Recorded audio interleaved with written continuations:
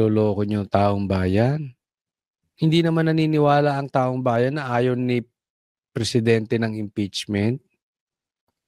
At alam naman, this is public knowledge.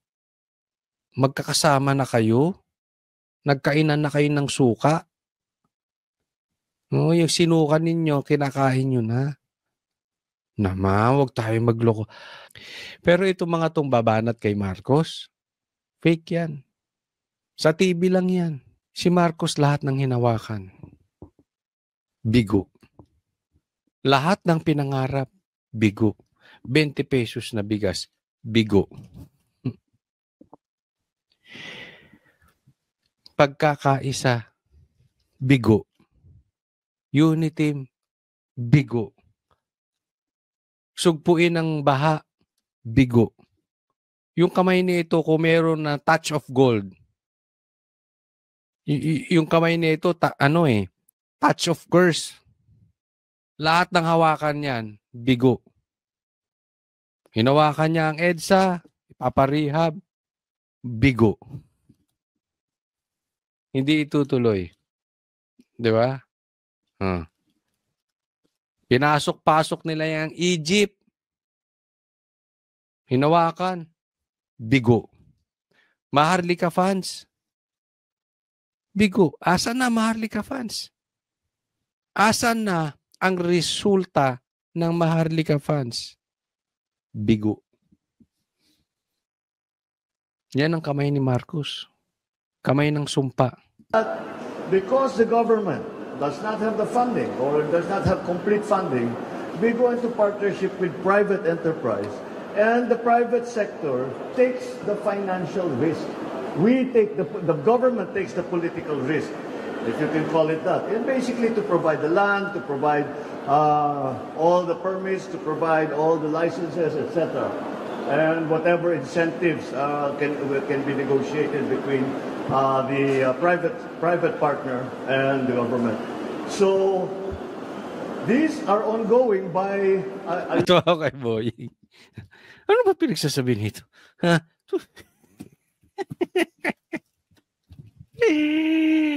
Ay, naku, mga nakapaligid sa'yo, Marcos. We will see even more construction by the end of the year. Already, yung mga dinadaanan ng you can see, inumpisahan na yung meron ka na naman kinakwentong pambubudol. Tapos hindi na naman matutuloy. Tapos mag-i-excuse ka na naman. Tapos sisisihin mo na naman ang Duterte. Lahat ng kabiguan mo, kasalanan ni Duterte. O, tingnan nyo, pakinggan nyo mabuti sinasabi na ito. Hindi yan matutuloy. Sabi ko nga lagi ko sinasabi ito sa vlog ko, sinasabi ko sa SMNI. Gusto nyong malaman kung anong plano ni Marcos? Yung sinabi niya, kabaligtaran, yun ang mangyayari. Ng mga sasakyan, yung mga hindi taxi, but yung hired cars hindi nasa ilalim na, kaya maganda na yung sistema. And I've been through this. So yung mga hired cars na hindi taxi, nasa ilalim na. Yun ang kinaganda ng sistema. Anong kinaganda nun? Yun dapat nang ipagmalaki. Wow. Anong accomplishment ni Marcos? Yung hard vehicles na hindi taxi, nasa ilalim na. Yung subway na nasa ilalim. Tingnan nyo, yung subway na yan, hindi mangyayari yan. Pustahan tayo? Airport, I don't know how many times. And it's the nicest that I've seen the airport in 20, 30 years. So, we'll keep going. Yung Boying na meeting. Boying, tumatama ka ulit Talagang ang damong ang masamang damo. Matagal tamaan. Anak ka mga ugong. Next topic po tayo. Mga kaalyado ni BBM, binabanatan na siya. O, eto, pag-usapan natin. With due respect sa ating Senate President, no? So, ang tanong ko dito, sino ba yung pinoproteksyonan mo sa ganyang Nakstawa naman yung nasa likod, oh.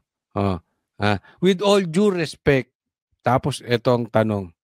Alam mo, Castro, tabihin ko sana, Claire, magkamag-anak ba talaga kayo ni Claire? Medyo hawig kayo medyo hawig. Kung kinulayan mo lang yung buhok mo, hawig kayo ni Claire. O, tinan nyo, observe nyo itong mama na ito, ha. O, tawa-tawa pa. Yung nasa gilid niya, yung nasa kaliwa ni Castro. With all due respect. No? So, ang tanong ko dito, sino ba yung pinoproteksyonan mo sa ganyang sinasabi mo? Taong bayan ba? Tawa-tawa pa, nakakaloko. O si Sara Duterte? Nako. Ayan ha. Chis Escudero, hindi na nahiya, binabanatan ka ng ganitong pagmumukha, hindi niya ata alam, ang ganda-ganda ng asawa mo. Tapos yan lang ang babanat sa'yo, pambira. Nakakahiya, pambira. Sige. Hindi, alam nyo kung bakit. Hindi sa pinagtatanggol ko si Chis Escudero, ha. Pero ang layo naman ng kalidad nitong si Castro sa kanya. Tapos babanatan siya. Alam mo yung parang isang tao, hinamon si Michael Jordan ng one-on-one, binabanatan pa siya, mas magaling siya. Anyway, parang walang K. Yun lang dating sa akin, Castro. Wala kang K. So, yung Castro mo ay hindi KC. Anyway, ang tanong niya, sino ba pinoprotektahan mo? Yung taong bayan o si Sara Duterte? Ako sasagot. Sa tingin ko, ang pinoprotektahan ni Chis, sarili niya. Remember this. Tumatakbo itong Senate President. Tatlo sila tumatakbo. Nagpaparamdam maging Senate President. Si Chis, si Tito Soto, at yung pangatlo magugulat kayo. Sino bang nagbanggit nito? Basta isang senador ang nagbanggit nito. Alam mo sino? Si Amy Marcos. Kapal ng mukha, no? Ang kapal ng mukha ni Amy. Pang-12 na nga lang siya, kung hindi pa siya dumikit sa Duterte, hindi siya mananalo. Tapos ngayon, gusto pa maging president, sinong gagamitin niya? Duterte pa rin. Bakit? Duterte Black eh. Sino ba ang naghahari ngayon sa Senado? Sino ba ang may numero ngayon sa Senado? Duterte Black. Chances are, kung saan papanig ang Duterte Black, yun ang magiging Senate President. Ginamit mo na ang Duterte, ginamit na ni Bongbong Marcos ang Duterte, hindi kayo mananalo parehas kung hindi kay BP Sara, hindi kayo mananalo parehas kung hindi kay Tatay Digong. Tapos ngayon, pati pagiging Senate President mo, Duterte na naman ang gagamitin mo. Mahiya ka naman, Amy, sa mga pinaggagawa mo. Mabalik tayo kay Chis.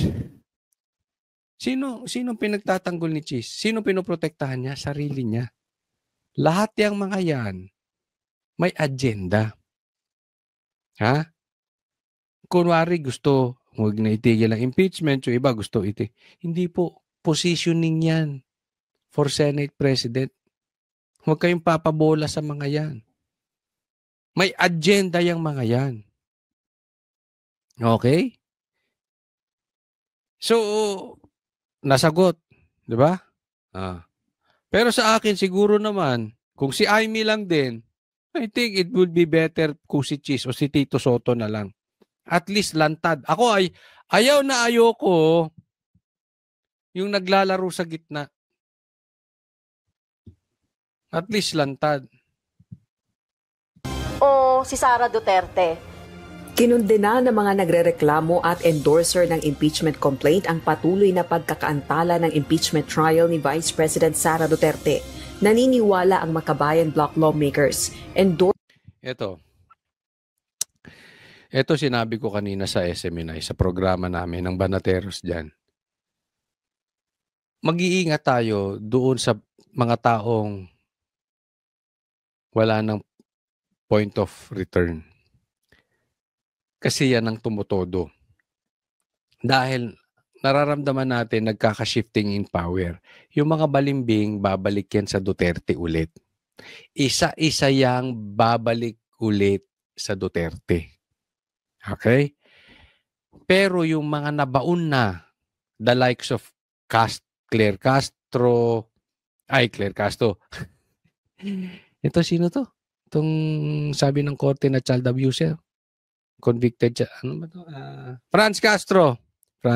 Si korte nagsabi no na convicted child abuser. Franz Castro, si Torre, si Tamba, yan yung mga hindi na makakabalik sa Duterte. So anong gagawin yan? They are very dangerous. They could be a loose cannon. Babakbak yan dire-diretso. Kasi wala eh. Wala na silang pupuntahan. They will all do their best hindi makaupo ang Duterte.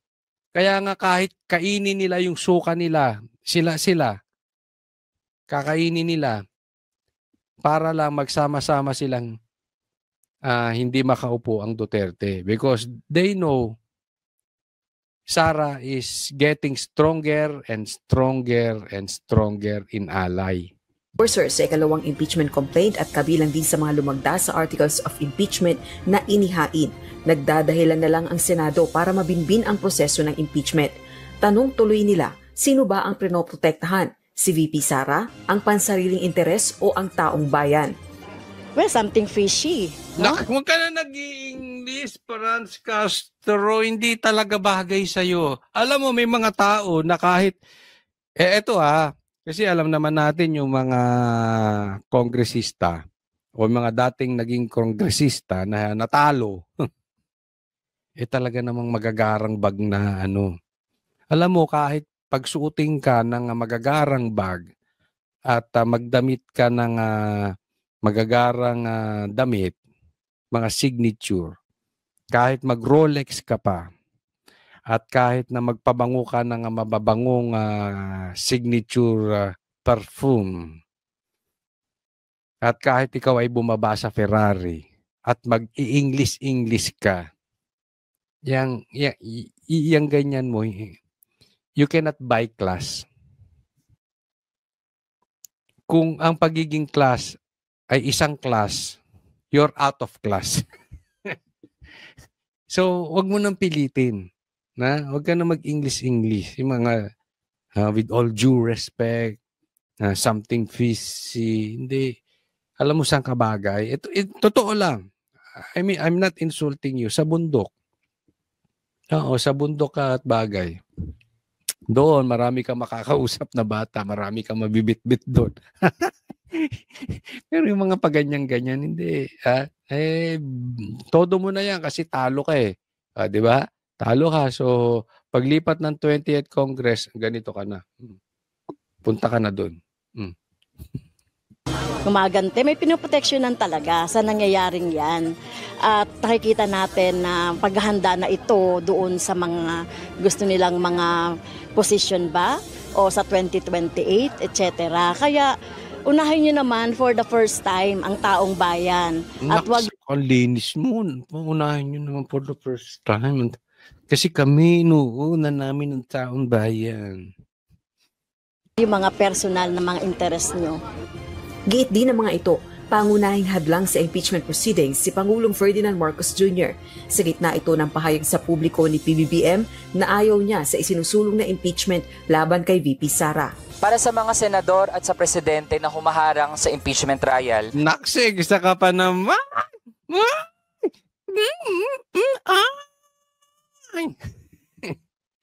Binabanata mo si BBM na umaharang sa Oh, yung mga kaalyado mo, BBM. Di ba nagkampi-kampi na kayo nitong mga to? Tapos binabanatan ka na ngayon? Charot. Hindi nyo kami maloloko. Wag po ba nateros? Hindi kami gullible. Hindi kami mabilis na. Si Aiming hindi lusot eh.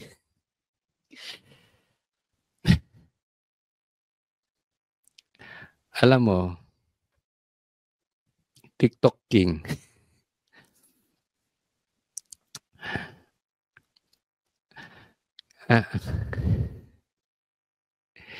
Pautot nila yan para hindi halata.